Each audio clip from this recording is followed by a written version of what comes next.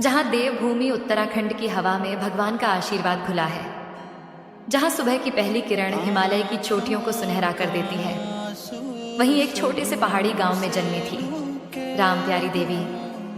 गरीबी में पला बढ़ा मायका, बचपन किताबों के पन्नों पर नहीं बल्कि गांव के आंगन में गाय भैंस और बकरियों के बीच बीता। भोर होते ही दूध दुहना, चारा काटना, लकड़ी लाना, यह सब उसका बचपन था।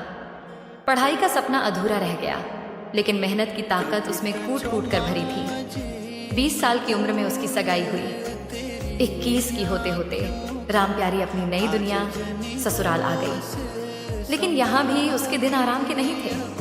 वो खेतों में काम करती, मवेशियों को संभालती, जंगल से घास लाती और घर को अपनी मेहनत से संभालती।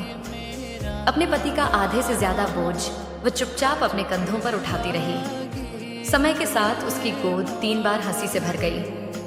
पहले बेटे प्रमोद का जन्म, फिर बेटी प्रीति और सबसे छोटी नन्ही प्रियांशी। गांव का छोटा सा घर अब बच्चों की किलकारियों से गूंजने लगा। परिवार मेहनत और प्यार से हंसी खुशी आगे बढ़ रहा था। लेकिन पहाड़ की जिंदगी कभी भी आसान नहीं होती। एक दिन जैसे रोज राम प्यारी घास लेने जंगल गई। हवा में देवदार की खुशबू थी, पक्षियों की चहचहाहट थी।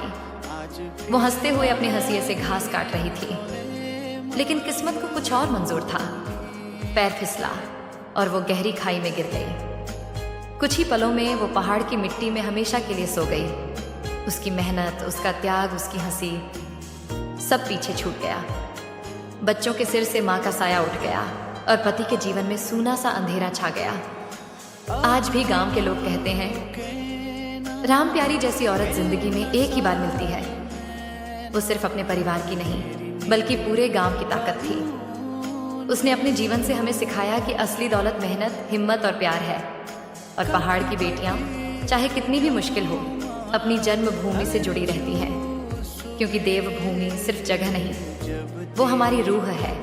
राम प्यारी अब इस दुनिया में नहीं, लेकिन उसकी कहानी पहाड़ की हवाओं में, हर देवदार की शाख में और हर बच्चे की मुस्कान में आज भी जिंदा है, जो सुनने वाले के दिल को छूकर आंखों में नमी भर देती है।